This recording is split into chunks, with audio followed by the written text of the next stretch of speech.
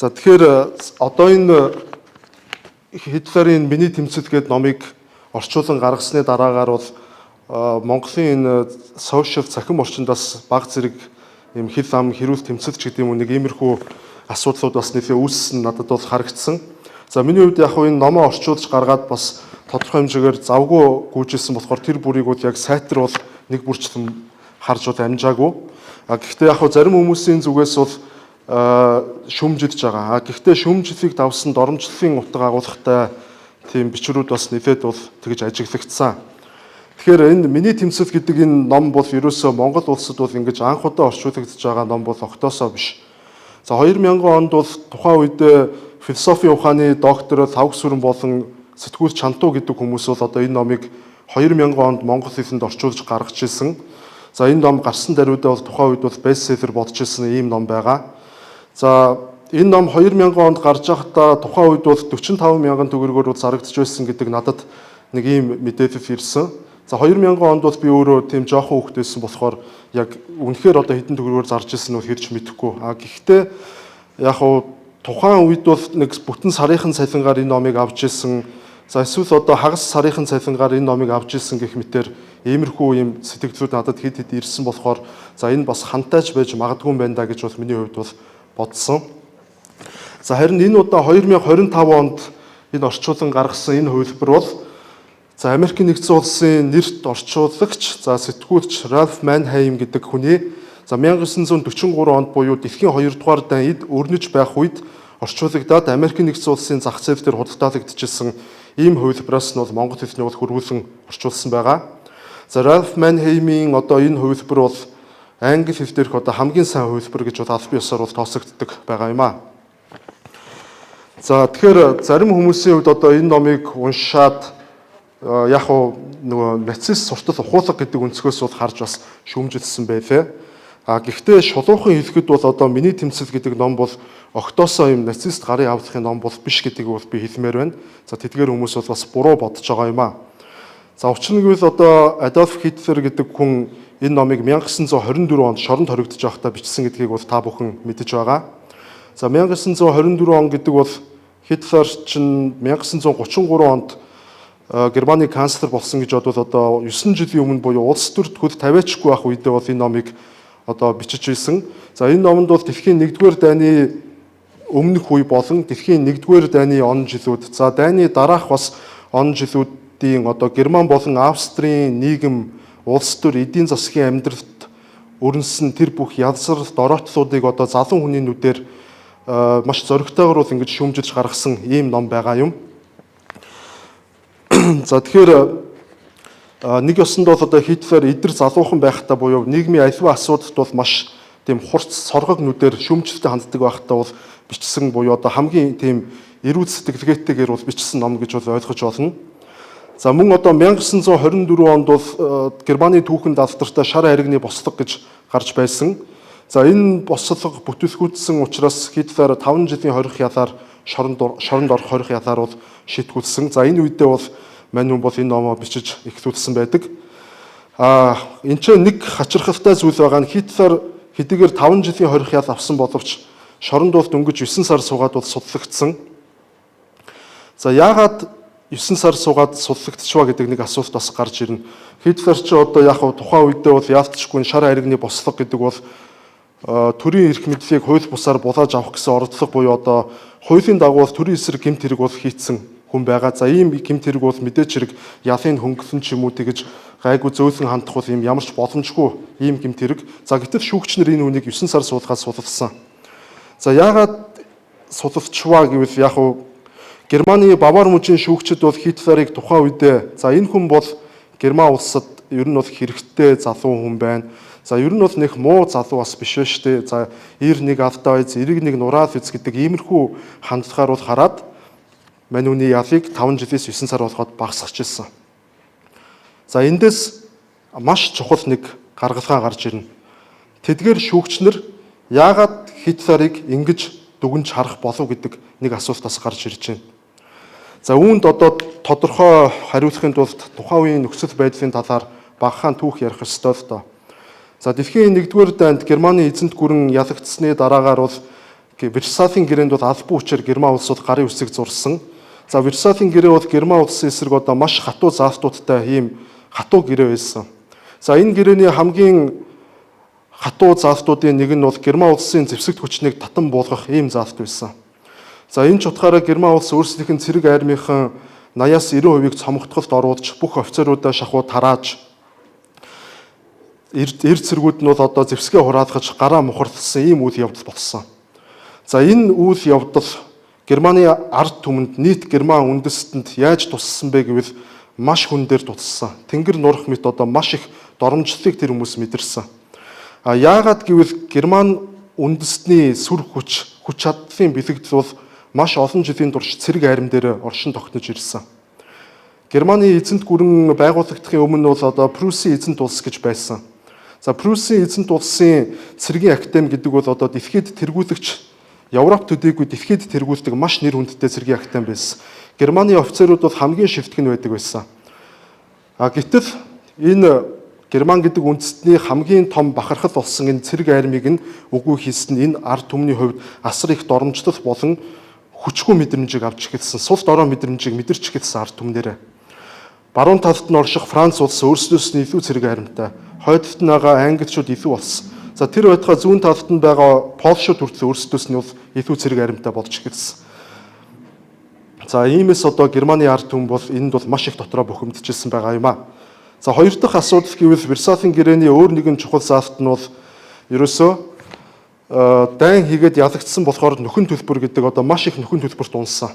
За энэ нөхөн төлбөрийн дийлэн хэсгийг бол одоо дайн эд өрнсөн Франц улсад бол төлөхөр болсон. За ингээд асар их хэмжээний мөнгийг Франц руу Германы зүгээс гаргаж эхэлсэн учраас за Герман улсын эдийн засаг бол хямралд орж за үүнийгээ дагаад одоо Германд ажилгүйдэл газар авч инфляц тэнгэрт тулж за мөн одоо аж үйлдвэрлэлийн салбар нь бол ер нь бүхэлдээ уналтанд орж эхэлсэн. Германы Deutsche Mark бол ерөөсөө нойлын цааснаас илүү үн цэнэгүй зүгээр нэг цаас олж хувирсан.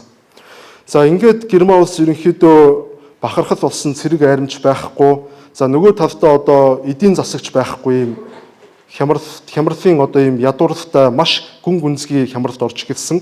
За энэ бүхнээс болоод одоо Германы ард иргэдийн тэр сэтгэл зүй одоо тэр оюун санааны хүч өөртөө итгэх гэх мэтээр одоо тэр чигээр уналтанд орж эхэлсэн.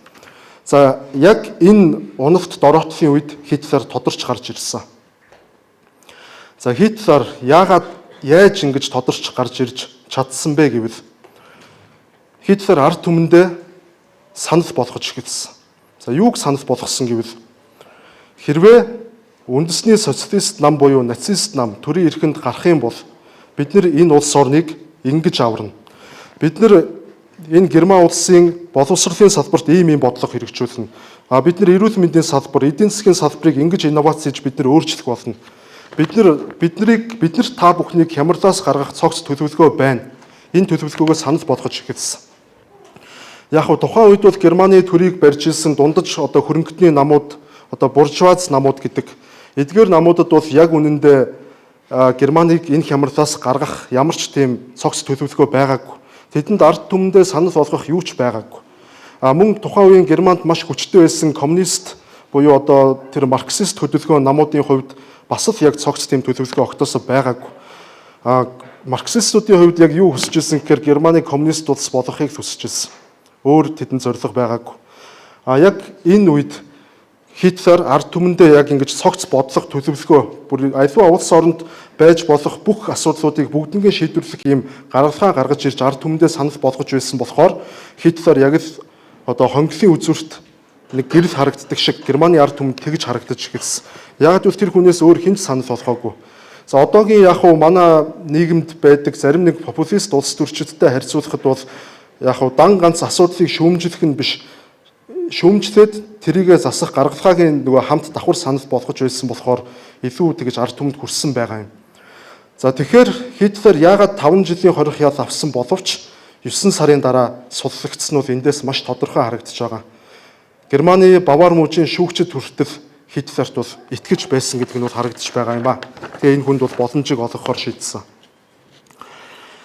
За харин яг уу энэ номыг одоо ингээд уншиж үзээгүй ээж, за гарчиглаж бас үзээгүй байж, За бүр зарим хүмүүс нь бол одоо дэлхийн 2 дугаар дайнд дууссаны дараа Хитлерийн хүүхдүүдэд юу тохиолдсон бол гээд ингээд асууж идэг хүмүүс одоо энэ номыг харанхуугаар бас муулж шүүмжидж байгаа нь бол яг үндэ одоо надад бол туушрал мэт санагдаж байна. Яг нь туушрал гэдэг бол өөрөө бас нөгөө тэнэглийн нэг хэлбэр гэж би хувьдаа бол бодд юм л та. За үүнээс гадна яг нь надад бас нэг хүндэж явдаг нэг еврей тийм эрдэмтэн бол байдیں۔ За тэр хүн бол одоо Иерусалимийн еврей их сургуулийн доктор, түүхийн ухааны доктор Ювал Ной Харари гэдэг хүн байгаа. За та бүхэн Sapiens, Homo Deus 21-р зууны 21 сургамж, за сүүлд энэ Nexus гэдэг ном бол гаргасан байлээ. За энэ хүний хувьд бол одоо хүн төрлөختний бүх түүхийг бол Sapiens гэдэг номондоо бол маш аятайхан оновчтойгоор бол бичсэн харагдсан. За тэр дундаа бол 20-р зууны түүхийг бол маш товчоор дэлхийн 1-р дайн болон 2-р дайныг бол бичсэн байдаг. За дэлхийн 1-р дайн бол ерөөсөө эзэнт гүрнүүдийн үед 90 үед цэг тавьсан ийм дайн болж хувирсан гэж бичсэн. Дэлхийн 1-р дайны өмнө бол одоо дэлхийд даяар эзэнт гүрнүүд, эзэн хаадууд бүх эрх мэдлийг атгаж ийм дэлхий дээр одоо эзэнт гүрнүүдийн 90 үе ноёлож байсан бол 1-р дайны дараа хэмжээлшгүй эрхт хаан засаглалууд дэлхийд даяараа байхгүй болж өөрчлөгдөж эхэлсэн. За харин дэлхийн 2-р дайн бол ерөөсөө нацизм болон фашизмын 90 үед төгсгөл авчирсан дайн гэж тэр хүн үзсэн. За үнэхээр ч үнэн. Угаасан түүх гэдэг бол ялагчдын нүдээр л бичигддэг. За иймээс одоо өнөөдөр яг энэ цаг үед дэлхий дахина эсвэл одоо Монголд ч юм уу тухайн үеийн одоо Италийн Муссолинигийн анх санаачлан онлын дэвшүүлсэн фашизмын үзэл санаа, за эсвэл одоо Хитлерийн энэхүү одоо герман маягаар нацизмчилсан одоо энэ архитекторын зурсан нацизмын үзэл санаа бол өнөөдөр дахин одоо түгэнд дэлгэрч хүчийг авна гэдэг бол бараг боломжгүй зүйл болсон гэж бол би хувьдаа бол үзэж байгаа юм аа. Харин ард түмнээ одоо хайрлах, эх орноо хайрлах, газар нутгаа бол одоо ингэж хайрлаж хамгаалах энэ үзэл санаа бол одоо манай ард түмэнд хэрэгтэй ийгүйх хэрэгтэй. За энэ бол мэдээч хэрэг альва бүх ард түмэнд бол хэрэгтэй үзэл санаа. Эх орноо өмгөөлж хайрлана гэдэг бол ерөөсөө үндэсний үзэл болохоос ш нацизм бол огтоосоо биш гэдгийг бас ойлгох хэрэгтэй. За иймээс одоо яг үнэн сэтгэлээсээ жинхнээсээ одоо эх орон ард түмэн гэж ярьж байгаа хүмүүсийг бол нацист, фашист гэж одоо гүтгэж харлуулах нь бол өөрөө бас үнэхээр тэнэглэл гэдгийг бол бас өөрөө энэ ч одоо хувийнхан зүгээс бас хэвлэмээр байгаа юм аа. За ингээд эцэст нь одоо бас нэг бясхан спойлер маягийн зүйл ярихад бол өнөөдөр Европ төвд за тэр дундаа энэ Франц улсад бол одоо цагаачлалын хямрал гэдэг том асуудал бол дэгдээд байгааг бид бүхэн харж байгаа. За тэгэхээр одоогоос 100 жилийн өмнө Хитлер яг энэ зүйлийг бол одоо бас зөвгнөд биччихсэн байдаг энэ номон дээр. Та бүхэн унших бах. Яг нь тухайн үед дэлхийн 1-р дайн Европ төвд бол өрнөсөн. За энэ дайнд бол одоо энэ үед бол Англи болон Франц улсууд Африкийн дийлэн хэсгийг бол хоёулаа хуваагаад колончлж ирсэн. За Франц улсын зүгээс Африкаас хар арьстай ирчүүдийг цэрэг татаад Европын дайнд оруулахаар Европ руу өдөржин шөнжин усан онгоцоор зөөвөрлөж ирсэн. За ингээд тэд нар дайнд ялсан. Дайнд ялсны дараа тэдгээр Европ руу зөөвөрлөгдсөн хар арьстай цэргүүдийн талаас илүү хувь нь босож Африк руугаа яваагүй Францдаа үлдсэн байдаг. За үүнийг бол Хитлер маш эмзэгээр хүлээж авч энэ номдоо бичсэн байдаг. За мэдээч хэрэг одоо үндэсний социалист үзэлтэй нацист хүн байсан болохоор бас эмзэглэх нь бол тодорхой. Яг нь Хитлер одоо энэ дээр бол юу гэж бичсэн бэ гэхээр юу гэж үзсэн бэ гэхээр Франц улс өөрсдийнх нь энэ агуу Франц улс өөрсдийнхөө энэ агуу соёл иргэншил за өөрсдийнхөө энэ агуу одоо